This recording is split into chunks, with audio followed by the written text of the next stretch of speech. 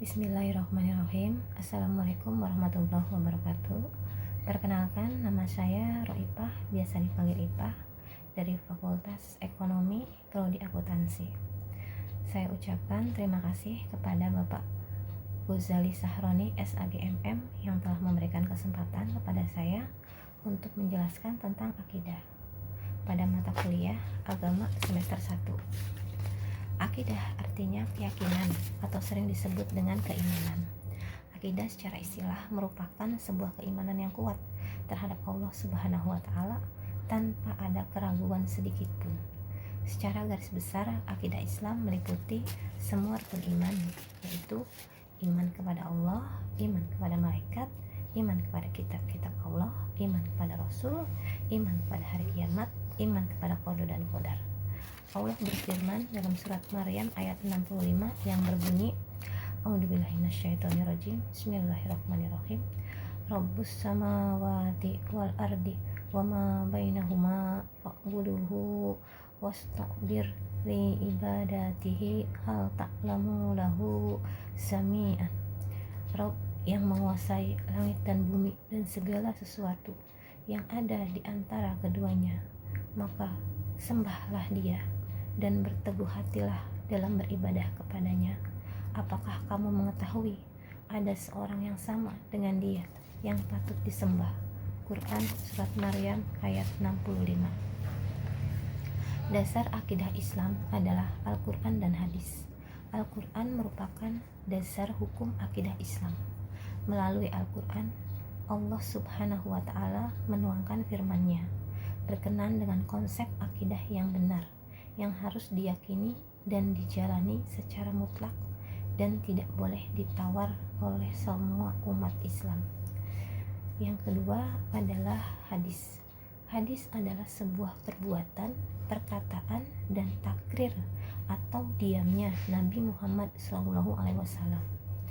Hadis merupakan dasar hukum akidah Islam yang kedua setelah Al-Quran, baik sumber hukum dalam akidah maupun persoalan hidup.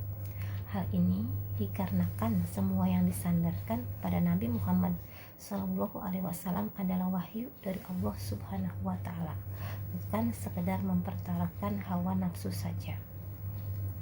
Pengertian akidah secara terminologi atau secara istilah adalah perkara wajib yang dibenarkan oleh hati dan jiwa tentram karenanya, sehingga menjadi suatu kenyataan yang teguh dan kokoh, tidak tercampuri oleh keraguan dan kebimbangan.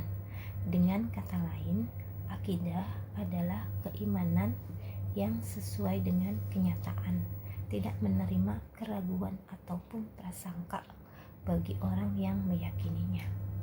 Beberapa keistimewaan akidah Islam adalah: pertama, menjadikan kita rahmatan lil alamin. Yang kedua, terbukti akan kebenarannya melalui sejarah dan bukti-bukti lainnya. Ketiga, Al-Quran terbukti secara ilmiah. Keempat, ajaran agama Islam itu mudah, terang, jelas, dan tegas. Yang kelima, menenteramkan hati atau damai. Yang keenam, membuat pengikutnya bermartabat. Yang ketujuh, ajaran yang sepanjang zaman. Agama Islam adalah akidah dalam syariah. Agama Islam menyuruh kita untuk: satu, mengesahkan Allah dan melarang syirik.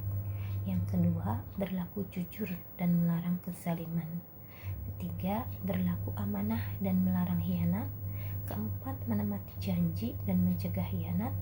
Kelima, menyuruh berbuat baik kepada kedua orang tua dan melarang mendurhakainya. Keenam, menyuruh berbuat baik kepada tetangga dan melarang berbuat jahat kepadanya. Dalam hal ini saya akan membahas sedikit tentang syirik. Allah melarang kita untuk berbuat syirik. Apa sih syirik itu? Syirik artinya menyekutukan Allah Subhanahu wa taala dalam hal peribadahan, perbuatan, dan lain-lain. Firman Allah dalam surat An-Nisa ayat 36 yang berbunyi, A'udzubillahi minasyaitonirrajim. Bismillahirrahmanirrahim.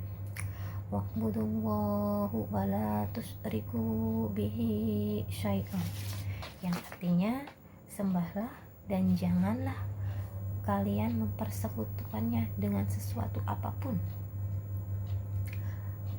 Artinya sembahlah Allah dan janganlah kalian mempersekutukannya dengan sesuatu apapun. Surat An-Nisa ayat 36. Syirik adalah dosa yang tidak bisa diampuni oleh Allah Subhanahu wa ta'ala. Syirik ternyata ada 3. Pertama, syirik akbar atau disebut syirik besar. Yang kedua, syirik asgar atau syirik kecil. Yang ketiga, syirik kahfi atau syirik yang tersembunyi. Syirik akbar yaitu mengambil tandingan selain Allah dan menyamakannya dengannya. Syirik akbar akan membuat amalan seseorang terhapus dan akan mengekalkannya di dalam neraka. Contoh syirik akbar yaitu 1. Meminta perlindungan pada selain Allah Subhanahu wa ta'ala termasuk jin. Yang kedua, menyekutukan Allah dengan sesuatu yang lain. Selanjutnya, syirik asgar. Syirik asgar adalah setiap sarana atau jalan menuju syirik akbar. Contohnya, 1. Percaya bahwa zodiak seseorang dapat menentukan nasib. Kedua, percaya pada jimat. Yang ketiga, mendatangi dukun. Yang keempat, melakukan ibadah atau amalan dengan niat bukan karena Allah. Selanjutnya, syirik kafi. Syirik kafi adalah syirik kecil dan tersembunyi yang menyebabkan hilangnya pahala seseorang. Contohnya, setelah melakukan ibadah, merasakan ibadahnya paling sempurna. Yang kedua, merasa diri memiliki kekuasaan dengan usaha dan kerja kerasnya. Ketiga, perasaan yang selalu bermain di dalam hati pelakunya, seperti pertama, kamu tidak akan sukses tanpa perjuanganku. Kedua, kamu tidak akan bahagia bila tidak ada aku. Perkataan-perkataan tersebut sangatlah dilarang pelakunya, sehingga jatuh ke dalam syirik kafi. Karena pada hakikatnya, keselamatan, kebahagiaan, dan lain-lain semata-mata hanyalah Allah yang menjadikannya, sedangkan manusia tidak lebih, hanya menjadi sebab atau perantara. Adapun dosa syirik tidak dapat diampuni kecuali dia meninggalkan sikap-sikap atau segala tindakan mengandung kesyirikan dalam kehidupan sehari-hari, serta bertaubat kepada Allah Subhanahu wa ta'ala. Demikian saja penjelasan dari saya tentang akidah dalam Islam. Kurang lebihnya saya mohon maaf. Saya akhiri dengan ucapan wassalamualaikum warahmatullahi wabarakatuh.